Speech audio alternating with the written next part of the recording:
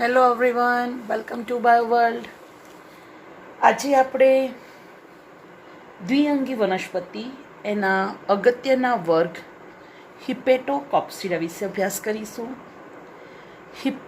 Hippo means liver. આની રચનામાં લીવરમાં જેવી રીતે ખંડો જોવા મળે છે એવી રીતે ખંડો જોવા મળતા હોવાથી એને લીવર વોર્ટ કહેવાય છે.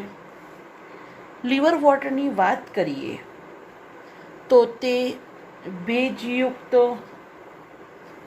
અને છાયાપ્રિય નિવાસ સ્થાનોમાં વિકાસ પામે છે, જેવા કે પાણીના પ્રવાહોના કિનારે, ભેજવાળા મેદાનોમાં, ભીની જમીન પર, વૃક્ષોની છાલ પર અને લાકડાઓના ગરતામાં, ગરતા એટલે લાકડાના બધા ગોળા હોય એમાં જોવા મળે છે. ઓકે, આ બધા શબ્દો ખ્યાલ છે ને? પાણીના પ્રવાહનો કિનારે, જ્યાં ભેજવાળી જગ્યા હોય, ભીની જમીન હોય, વૃક્ષોના છાલ પર, અને ખાસ કરીને ચોમાસાની સિઝનમાં તો અત્યારે ખાસ જોવા મળશે આ. ઓકે, હવે આ જે લીવર વોર્ટ છે એના વનસ્પતિ દેહ મૂળ પ્રકાંડ પર્ણમાં નથી વહેંચાયેલો, પણ ચપટો હોય છે, જેને સુકાયક કહે છે, જેમ કે માર્કિન્સિયા.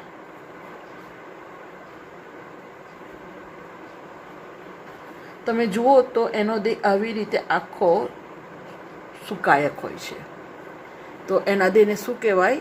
સુકાયક. ઓકે, લીવર વોટ્સ એમાં આ જે સભ્યો છે કેટલાક પત્રમય પણ હોય છે, પાંદડા જેવી રચના ધરાવે છે.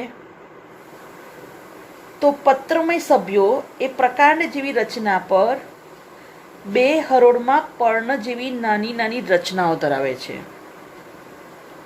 પત્રમય સભ્યો એ પ્રકાંડ જેવી રચના પર બે હરોળમાં પર્ણ જેવી નાની નાની સંરચનાઓ અથવા તો ઉપાંગો ધરાવે છે. હું તમને બતાવું કેવી રીતે. બરાબર, ઓકે. અને ખાસ એક વસ્તુ યાદ રાખજો, જેમાં એક કોષીય અશાખિત મૂલાંગો ધરાવે છે, જે પાણીના શોષણમાં મદદ કરે. મૂળ નથી, પણ મૂળ જેવું કાર્ય કરતા મૂલાંગો છે. બરાબર, ચાલો હવે આવું તમને સમજાવી દઉં. તો પહેલી વાત કરીએ રિકિસિયા અને બીજી વાત કરીએ માર્કિન્સિયા. રિકિસિયા અને માર્કિન્સિયા બેની હું તમને થોડોક ભેદ સમજાવી દઉં. સો રિકિસિયાની વાત કરીએ તો એમાં ગુલાબવત પર્ણો જેવી રચના જોવા મળે. ગુલાબવત પર્ણો જેવી રચના જોવા મળે, જેમ કે એક પાંખડી, બીજી પાંખડી. તો જ્યારે માર્કિન્સિયાની વાત કરીએ તો રિબિન અથવા તો પટ્ટી જેવા જોવા મળે.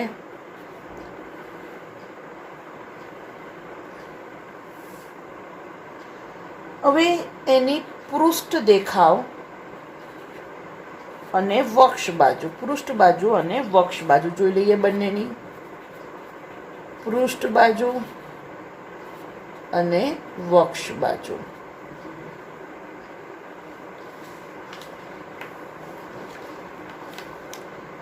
સો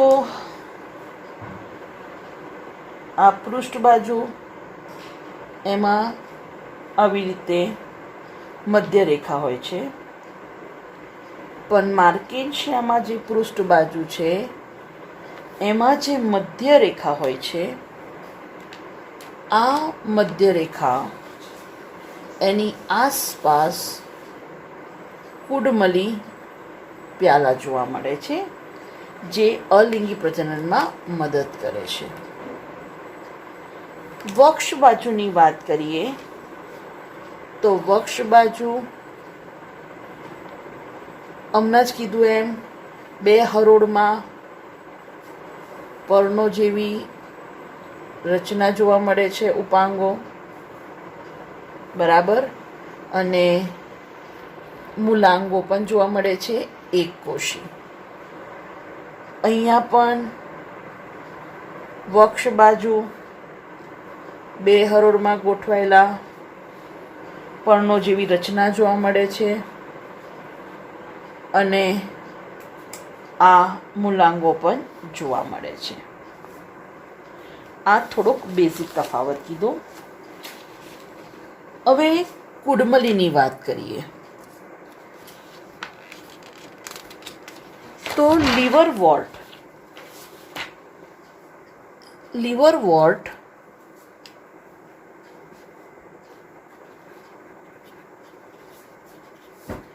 એમાં અલિંગી પ્રજનન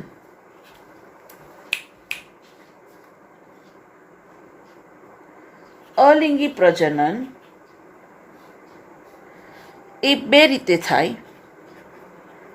એક સુકાઈના અવખંડન, જે દેહ હોય એ તૂટે અને નવો દેહ બનાવે, તો સુકાઈના અવખંડન દ્વારા, અને બીજું કુડમલી, જેને ગેમે કહેવાય, એના વિશિષ્ટ રચનાના નિર્માણ દ્વારા થાય. કુડમલીની વાત કરીએ તો કુડમલી એ લીલી બહુકોષીય અલિંગી કલિકાઓ છે, જે સુકાઈ પર સ્થિત કુડમલી પ્યાલાઓ કહેવાતી નાની કૂપધાનીઓ, કુડમલી પ્યાલા તરીકે ઓળખાતી નાની કૂપધાનીઓ એમાં વિકસે છે. મેં તમને બતાવ્યું આગળ એવી રીતે મધ્ય શાખા જે હોય એમાં આવી રીતે પ્યાલો, કુડમલી પ્યાલો, અને એમાં આવી રીતે કલિકા વિકસે છે, બરાબર. તો કુડમલી પ્યાલામાં આવી વિરતા વિકસે છે અને જ્યારે એ પિતૃથી છૂટા પડે ત્યારે નવા દેહનું નિર્માણ કરે છે, બરાબર. ઓકે. બીજું, અંકુરિત થાય છે ને નવા સ્વરૂપ છોડવા ફેરવાય છે. આ ઉપરાંત લિંગી પ્રજનનની વાત કરીએ, આ તો અલિંગીની વાત થઈ. લિંગી પ્રજનન, લિંગી પ્રજનન જેમાં ક્યારેક કાં તો નર અને માદા અંગો એ એક જ સુકાઈ પર હોય,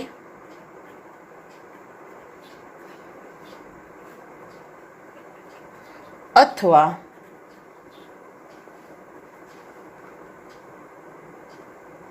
એ બે અલગ સુકાઈ પર ઉદ્ભવે છે. બરાબર. તો લિંગી અંગો કાં તો એક જ સુકાઈ પર ઉદ્ભવે, કાં તો બે અલગ સુકાઈ પર ઉદ્ભવે છે. તો આ જુઓ આકૃતિ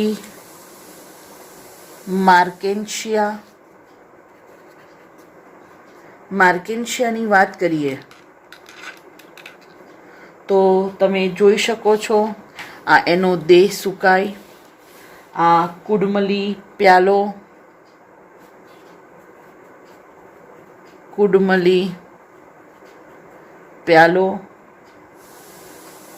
આ તમે જે જુઓ છો એ માદા સુકાઈની વાત છે.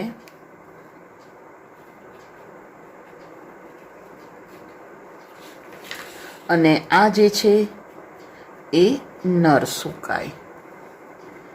કેવી રીતે ખબર પડે કે માદા સુકાઈ છે કે નર સુકાઈ? તો ખાસ ધ્યાન રાખજો કે અહીંયા વચ્ચે તકતી અને 9 કિરણો આવેલા હોય તો એ છે સ્ત્રી જન્યુધાનીધર, અને આવા 9 ખંડો જેવી રચના હોય તો એ છે પુજન્યુધાનીધર. તો આ મોસ્ટ ઇમ્પોર્ટન્ટ આકૃતિ ખાસ યાદ રાખજો. માર્કેન્સિયા ખાસ પૂછાય છે. કિરણો જેવી રચના તો એ સ્ત્રી જન્યુધાનીધર, અને જ્યારે ખંડોયુક્ત રચના હોય તો એ થશે પુજન્યુધાનીધર. બરાબર. ઓકે. હવે લિંગી પ્રજનનમાં આપણને ખબર છે કે ભાઈ નરજન્યુ અને માદાજન્યુ ભેગા થાય, બરાબર, તો બીજાણુ બને છે. બરાબર. ઓકે. હવે ખાસ યાદ રાખજો કે જે બીજાણુજનક અવસ્થા છે, બીજાણુજનક અવસ્થા એ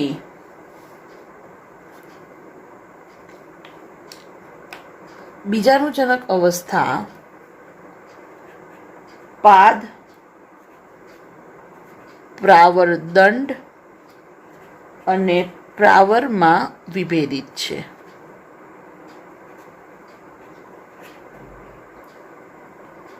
બરાબર. ઓકે. અને ખાસ ધ્યાન રાખવાનું છે કે અર્ધીકરણ બાદ પ્રાવરમાં શું બને? બીજાણુઓ ઉત્પન્ન થાય. અને જ્યારે બીજાણુઓ અંકુરિત થાય ત્યારે શું બનાવે? મુક્તજીવી જન્યુજનક. ચલો હવે ડિટેલમાં જોઈ લઈએ. તો આ એનું સુકાઈ પર અહીંયા બીજાણુજનક અવસ્થા સર્જાય છે. આ બીજાણુજનક અવસ્થામાં અહીંયા નીચે અહીંયા હોય છે પાદ. આ જે રચના જોઈ શકો છો એ છે પ્રાવરદંડ પાદ, જેના દ્વારા આ બીજાણુજનક અવસ્થા આ જે છે એ થશે જન્યુજનક અવસ્થા, જે મુખ્ય હોય છે. અને બીજાણુજનક અવસ્થા એની રચનામાં પાદ, પ્રાવરદંડ અને આ છે પ્રાવર. તો આ જે રચના બની એ બીજાણુજનક અવસ્થા, અને બીજાણુજનક અવસ્થા એનું પાદ એ જન્યુજનક અવસ્થામાંથી પાણી અને ક્ષારનું શોષણ કરે છે. તો ફરી જુઓ બેટા, જન્યુજનક અવસ્થા જે સ્વાવલંબી છે, જે ખોરાક બનાવે છે.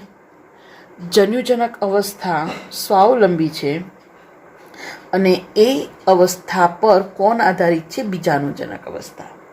બીજાણુજનક અવસ્થા એની રચનામાં શું ધરાવે છે? પાદ, પ્રાવરદંડ અને પ્રાવર. અને પાદ એ શું કરે છે?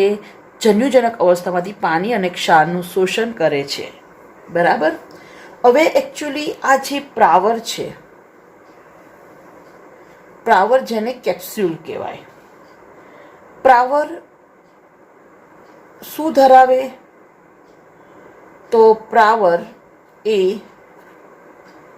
બીજાણુજનક પેશી ધરાવે. પ્રાવર શું ધરાવે? બીજાણુજનક પેશી. એ કેવી હોય? દ્વિકીય.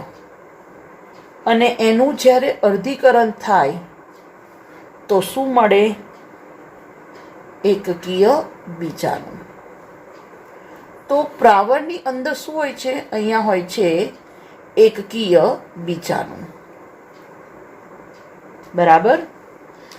હવે આ જે પ્રાવર છે એમાં અહીંયા આમે જે દોર્યા છે એ દ્વિકીય કોષો, જેને ઇલેટર્સ કહેવાય. બરાબર. અને આ ઇલેટર્સ શું થાય?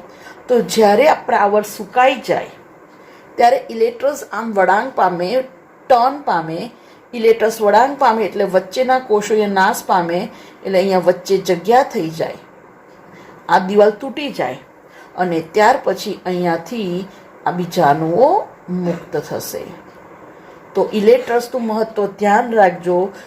જે પ્રાવર છે એને સ્ફોટન થવામાં કોણ મદદ કરે છે? ઇલેટર્સ. ઇલેટર્સનું મહત્વ ધ્યાન રાખજો. પ્રાવરના સ્ફોટનમાં મદદ કરે કોણ? ઇલેટર્સ. બરાબર. પણ ધ્યાન રાખવાનું, ઇલેટર્સ સામા નથી જોવા મળતા. તો રિકિસિયા, રિકિસિયામાં ઇલેટર્સ જોવા મળતા નથી. આ ખાસ ધ્યાન રાખજો. અને ઇલેટર્સ શામાં મદદ કરે છે? તો પ્રાવરના સ્ફોટનમાં. બરાબર. ઓકે. હવે આપણને એવું થાય કે કેવી રીતે અહીંયા પૂજન્યુધાની અને માદાજન્યુધાની આવેલી હશે. તો જસ્ટ ખાલી તમને ઓવરવ્યૂ આપું છું. તો આ જુઓ, નરજન્યુધાની, સોરી, આ માદાજન્યુધાની, આ છે નરજન્યુધાની. તો માદાજન્યુધાની એમાં ખાસ યાદ રાખજો, ચંબુ જેવા આકારની માદાજન્યુધાની હોય છે. આ માદા છે, માદા સુકાય છે. માદા સુકાય પા આ તમે માદાજન્યુધાની જુઓ તો આવી રીતે આવેલી હોય છે, ચંબુ આકારની.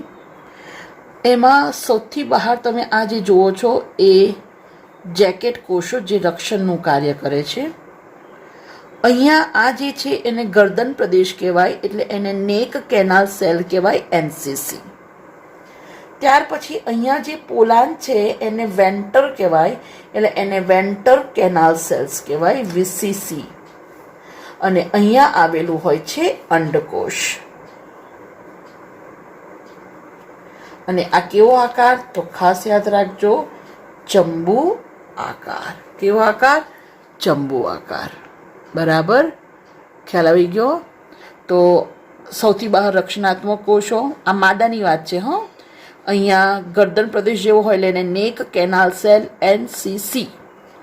અહીંયા પોલાન હોય છે એને વેન્ટર કેનાલ સેલ્સ કહેવાય, વીસીસી. એની સંખ્યા આપણે લખી હતી આગળ. બરાબર. ઓકે, બસ. હવે અહીંયા અંડકોષ હોય છે. હવે આ જે માદા છે અને અહીંયા આવી રીતે નર આવી રીતે હોય. તો નરમાં અહીંયા બધા બહુ જ પૂજન્યુધાનીમાં પૂજન્યો હોય છે, એટલે આવી રીતે બધા બહુ પૂજન્યો મુક્ત થાય. પૂજન્યો મુક્ત થશે એટલે એ પાણીના માધ્યમ દ્વારા વહન પામશે અને આ કેનાલ પોલાન દ્વારા અંદર પ્રવેશશે અને ત્યાં ફલન થશે અને ત્યાર પછી એમાંથી આખા દેહનું નિર્માણ થશે. દેટ ઇઝ બીજાણુજનક અવસ્થા બનશે. એ પણ હું તમને વિડીયો દ્વારા બતાવું છું. સો આ જુઓ, લીવર વોર્ટ એની લાઈફ સાયકલ. તો તમે જોઈ શકો છો કે આ નર, એમાં નર પૂજન્યુધાની ધર પર, આ જોઈ શકો છો નર પૂધાની, અને એવી જ રીતે આ માદા સુકાઈ પર આ છે સ્ત્રી જન્યુધાની, રાઈટ, જેમાં અંડકોષ સર્જાશે. હવે નર પૂજન્યુધાની, જેમાં પૂજન્યુ સર્જાય છે. પૂજન્યુધાની આવી રીતે